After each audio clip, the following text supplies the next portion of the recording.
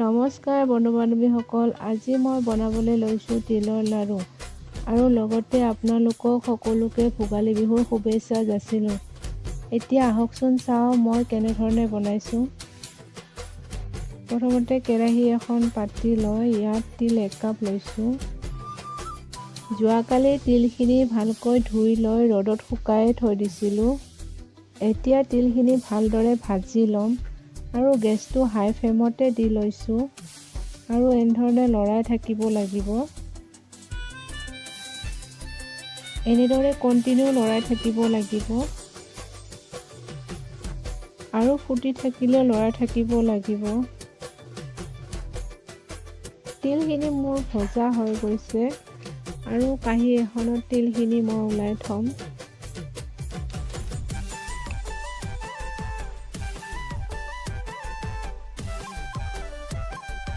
আৰু কেৰাহীখন দি গুড়খিনি পকাই ল'ম।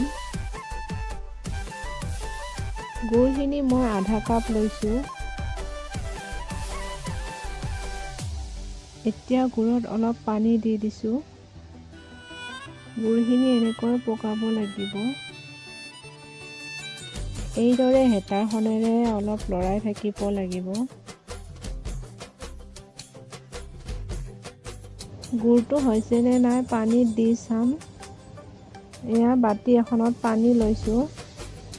যদি গুড়টো পানীৰ লগত মিহলি নহয় তেতিয়া গম পাব যে গুড়খিনি হৈ গৈছে। এয়া দেখিছে নহয়, গোটা বান্ধি গৈছে। এতিয়া গুড়খিনি হৈ গৈছে। মই ইয়াত ভাজি থোৱা তিলখিনি দি দিছোঁ।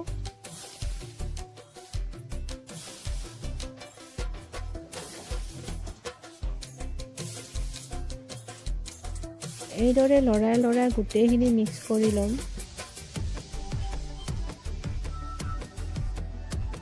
এয়া দেখিছে নহয়, তিল আৰু গুড়খিনি ধুনীয়াকৈ মিক্স হৈ গৈছে। আৰু প্লেট এখনত গোটেইখিনি ওলাই ল'ম।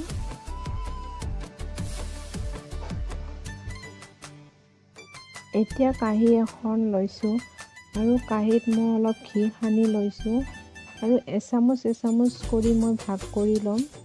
ঠাণ্ডা হ'বলৈ দিম।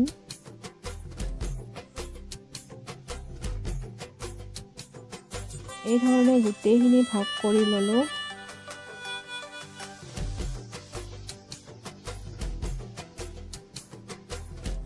হাতত অকণমান ঘি সানি লৈছোঁ আৰু এইদৰে লাড়ু কেইটা বনাই ল'ম।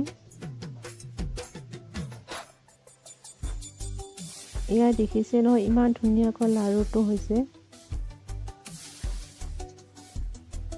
আৰু এটা বনাইছোঁ চাওক।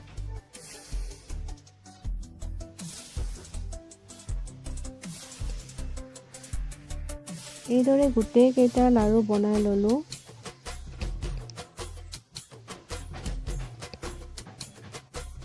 আপোনালোকেও মই বনোৱাৰ দৰে এবাৰ ঘৰত বনাই ট্ৰাই কৰি চাবচোন, নিশ্চয় ভাল হ'বই। আৰু যদি ভিডিঅ'টি চাই ভাল পালে লাইক, কমেণ্ট, শ্বেয়াৰ, ছাবস্ক্ৰাইব কৰি দিব। আৰু শেষলৈ ভিডিঅ'টি চোৱাৰ বাবে ধন্যবাদ।